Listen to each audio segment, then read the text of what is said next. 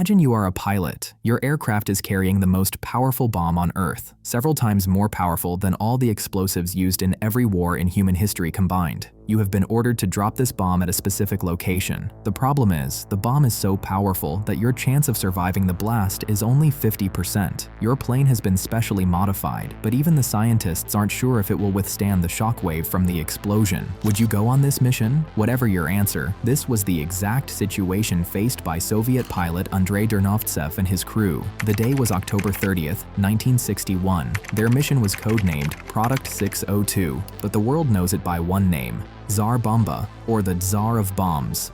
In today's deep dive, we will learn about the largest and most destructive nuclear bomb in human history. We will find out why this bomb was created, how it worked, and how its explosion shook the Earth. This is not just the story of a bomb. It is a story of the terrifying competition of the Cold War, of hubris, and of the incredible power of science that brought humanity to the brink of destruction. In simple terms, the Tsar Bomba was a hydrogen bomb or thermonuclear weapon, but it was no ordinary hydrogen bomb. Its yield was 50 megatons. To understand this number, we need some comparisons. The atomic bomb dropped on the Japanese city of Hiroshima during World War II had a yield of about 15 kilotons. The bomb dropped on Nagasaki had a yield of about 21 kilotons. The Tsar Bomba's yield was 50 megatons, which is 50,000 kilotons. This means the Tsar Bomba was about 3,333 times more powerful than the Hiroshima bomb. If you combined all the explosives used in World War II, including the bombs of Hiroshima and Nagasaki, the Tsar Bomba's power was still about 10 times greater. This bomb was so large that it couldn't be carried in a standard bomber. It weighed 27 tons, approximately 27,000 kilograms. It was about 8 meters, 26 feet long, the size of a double-decker bus. Due to its enormous size, the bomb bay of the Soviet Union's largest bomber, the Tu-95, had to be cut and enlarged. Even then, the entire bomb did not fit inside the aircraft. Half of it protruded outside. But the question is, why was there a need to create such a massive, destructive bomb? The answer lies in the history of the Cold War. With the end of World War II, the world was divided into two camps: the capitalist bloc led by the United States and the socialist bloc led by the Soviet Union. This marked the beginning of the Cold War. It was a contest not of direct warfare, but of technology, economics, space exploration, and especially military power. In 1945, the United States developed and used the first atomic bomb. This put immense pressure on the Soviet Union. Soviet leader Joseph Stalin wanted to compete with America at any cost. Through the tireless efforts of spies and their own scientists, the Soviet Union tested its first atomic bomb in 1949. But the idea of a hydrogen bomb, or fusion bomb, which was thousands of times more powerful than an atomic fission bomb, was already on the minds of scientists. The result was another race. In 1952, America tested its first hydrogen bomb, named Ivy Mike, with a yield of 10.4 megatons. The very next year, in 1953, the Soviet Union tested its own hydrogen bomb. However, the then Soviet Premier Nikita Khrushchev was not satisfied. He wanted to do something that would leave the Western world, especially America, absolutely stunned by the Soviet Union's power. He wanted to create a superbomb that would demonstrate that the Soviet Union was not just an equal, but in some aspects, superior. Meanwhile, tensions between the two sides peaked in the early 1960s over the construction of the Berlin Wall. It was at this time, in July 1961, that Khrushchev summoned his top scientists. This team included legendary physicists like Andrei Sakharov, known as the father of the Soviet hydrogen bomb. Khrushchev gave them an impossible task: to build and test a 100-megaton bomb in just a few months. Sakharov and his colleagues knew that testing a 100-megaton bomb would produce such widespread radioactive fallout that it would be impossible to control. It would render the test site and a vast surrounding area uninhabitable. So, after much consideration, they devised a solution.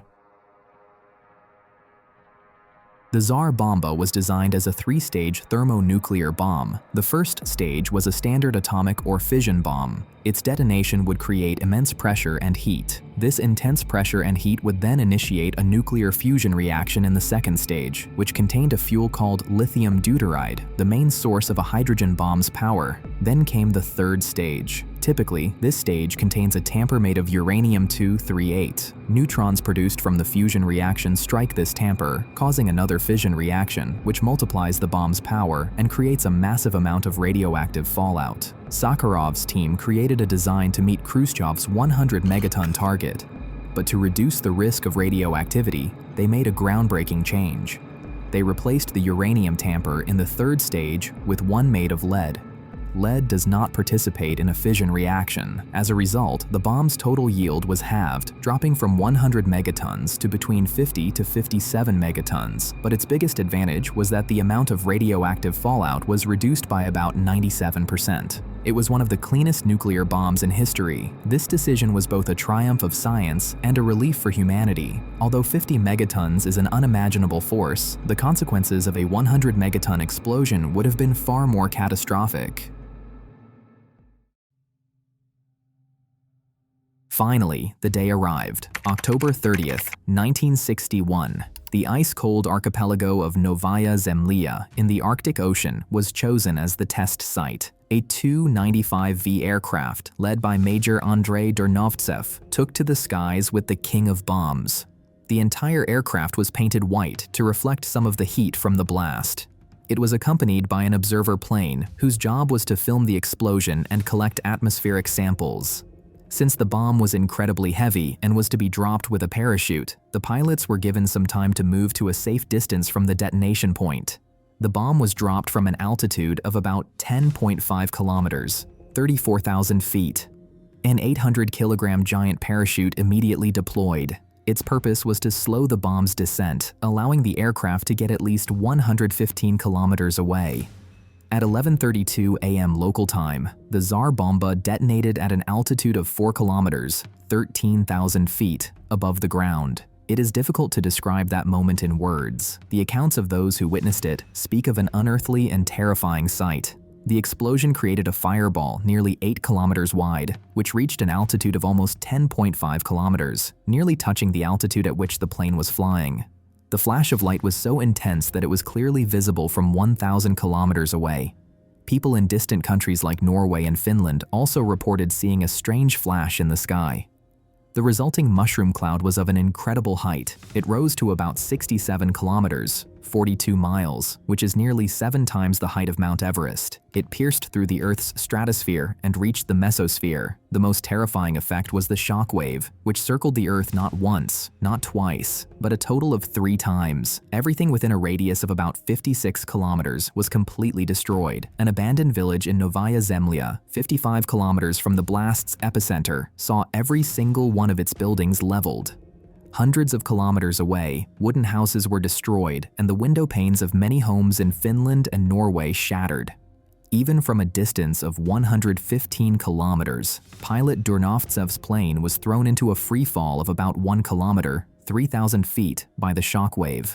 Fortunately, he managed to regain control of the aircraft and return safely to base. He later reported that the light from the explosion was blinding, even through the cloud cover. A Soviet cameraman who filmed the explosion described his experience, saying, "It felt as if the Earth had been killed."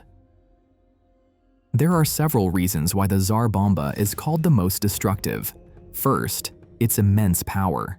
The 50 megaton yield was the highest ever produced by a single explosion. It was many times greater than any other man-made blast. Its destructive radius was enormous, capable of vaporizing a large metropolitan city in an instant. The Tsar Bomba was not just a bomb, it was a psychological weapon. The message Khrushchev wanted to send to the world was successfully delivered. This test showed that the Soviet Union possessed technology capable of destroying the world. It forced both sides in the Cold War to confront a terrible truth. In a nuclear war, no one wins. Everyone is annihilated. This concept is known as mutually assured destruction, MAD. Although the Tsar Bomba is called a clean bomb, Its explosion still released a vast amount of energy into the atmosphere and spread a small amount of radioactive particles. Most importantly, it demonstrated the terrifying capacity of humans to impact the environment. The explosion of the Tsar Bomba created a massive global reaction. The United States and its allies strongly condemned it. But it wasn't just them. Ordinary people and governments worldwide became alarmed about the risks of nuclear testing. This fear and international pressure took a positive turn. Negotiations for nuclear arms control gained momentum right after the Tsar Bomba test. As a result, on August 5, 1963, the United States, the Soviet Union, and the United Kingdom signed the Partial Nuclear Test Ban Treaty. This treaty banned nuclear tests in the atmosphere, in outer space, and underwater. It was the first significant arms control agreement during the tense period of the Cold War. Andrei Sakharov, one of the creators of this bomb, was so horrified by the monstrous nature of his creation that he became an outspoken opponent of nuclear weapons. He dedicated the rest of his life to advocating for human rights and democracy in the Soviet Union and was awarded the Nobel Peace Prize in 1975. An important point is that the Tsar Bomba was not a practical or deployable weapon. It was primarily a technology demonstrator. Its immense size and weight made it impossible to be carried by any intercontinental ballistic missile, ICBM. It required a special aircraft that was highly vulnerable to being shot down before reaching enemy airspace. Therefore, only one Tsar Bomba was ever built and tested. No country possesses a copy or version of it. The nuclear weapons currently in the arsenals of nuclear powers are much smaller, lighter, and far more efficient. They can be easily launched from missiles, submarines, or aircraft. The original design of the Tsar Bomba and its test data helped the Soviet Union, and later Russia, to develop more advanced and effective nuclear weapons. The empty casing of the bomb is now displayed in the nuclear weapons museums in Sarov and Moscow, Russia, standing as a symbol of that terrifying Cold War era. The Tsar Bomba was the ultimate symbol of human hubris. It represented a power akin to bringing the sun down to Earth. Fortunately, the need to use that terrifying power a second time never arose. But the danger has not passed. Thousands of nuclear bombs are still stockpiled around the world today, enough to destroy our civilization many times over. Remember, in a game where the price of winning is the destruction of the entire world, nobody truly wins.